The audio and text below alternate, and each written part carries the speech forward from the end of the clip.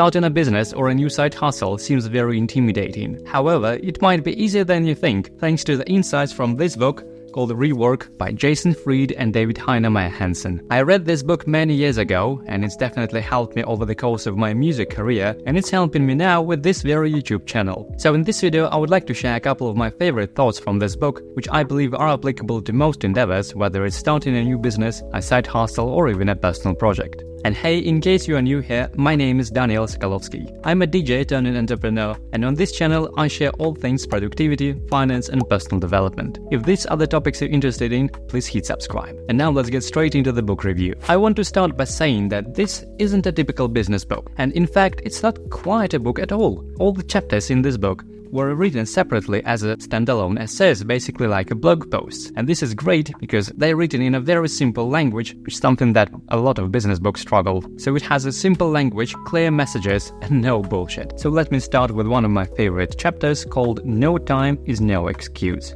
The most common excuse people give: there is not enough time.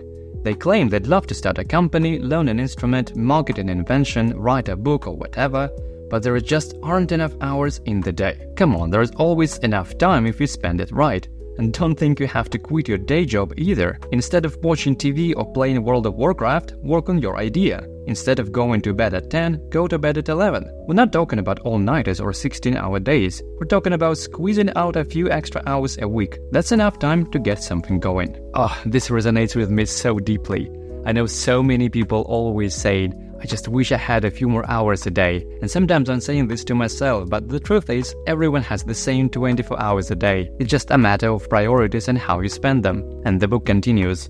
Besides, the perfect time never arrives. You're always too young or too old or busy or broke or something else.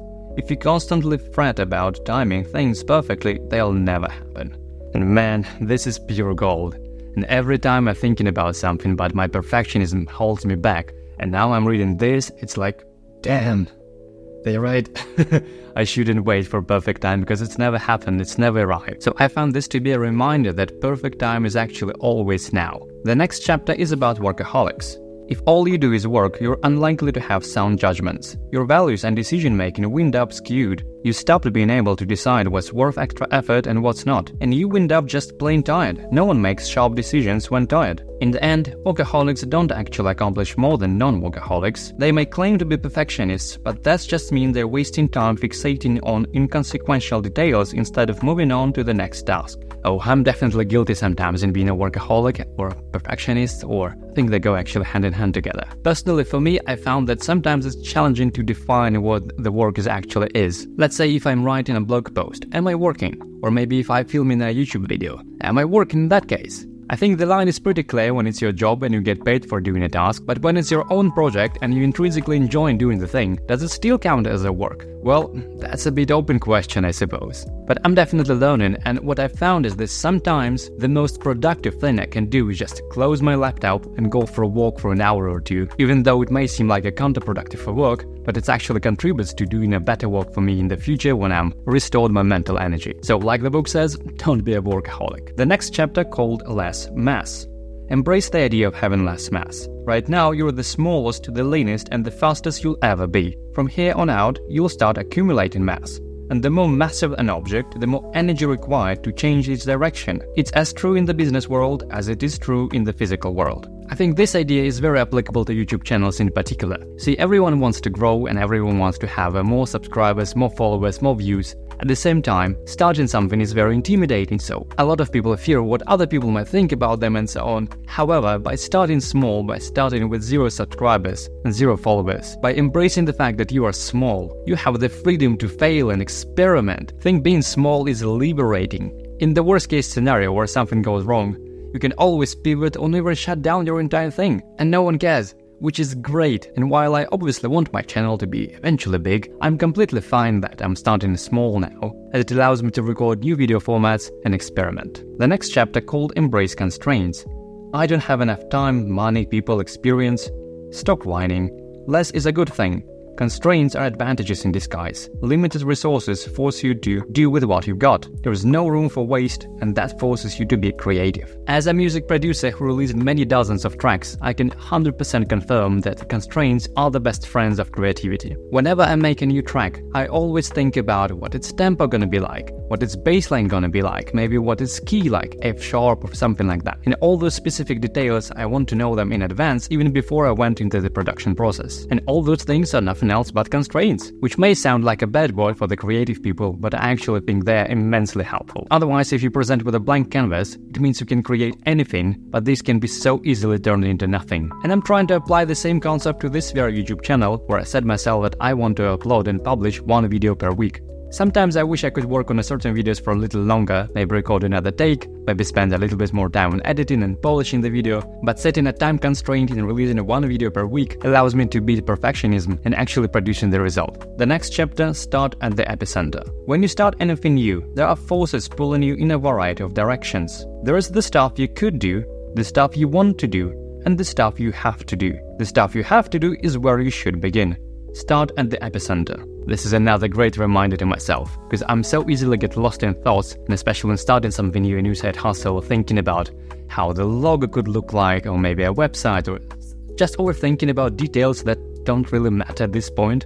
And this chapter is a great reminder of thinking what's actually at the core of the business idea or a project or things that I want to accomplish. Maybe in the case of a YouTube channel, the epicenter would be the videos, the content that I'm creating. There are of course plenty of things I could do, or maybe it would be nice to have to do certain things, but without the videos there would be no YouTube channel in the first place, so start on those things first. The next chapter is titled Be a Curator. You don't make a great museum by putting all the art in the world in a single room.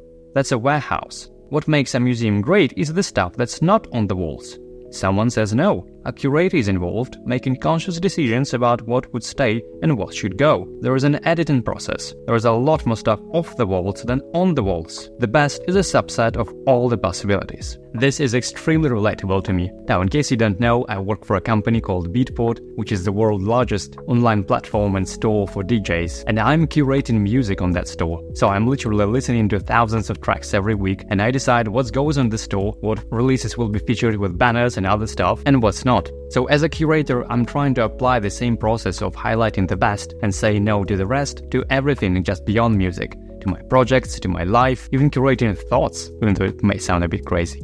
And if we think about it, probably everything is a curation in a sense, like the way you structure your day, the events you put in your calendar and the events that you not put in your calendar, the way we choose some things over other things. So we're naturally doing a lot of curation, and I think applying this to projects and businesses and other areas of life is really beneficial. To continue with that theme, there is another chapter called Say No by Default. It's so easy to say yes. Yes to another feature, yes to an overly optimistic deadline, yes to a mediocre design. Soon the stack of things you've said yes to grows so tall you can't even see the things you should really be doing. I'm definitely guilty in saying too many yes. You see, I'm always coming up with some ideas, and sometimes I get overly excited, or maybe I start chasing them. And sometimes the number of things that I've said yes to grows to such a point where it gets just overwhelming and not sustainable. And I think it's very universal principles in a way that it can be applicable not only in the business and projects, but only in relationship and other areas of life. But how do you know what to say yes to? And well, there is a hint in the book, in the chapter called Focus on What Won't Change.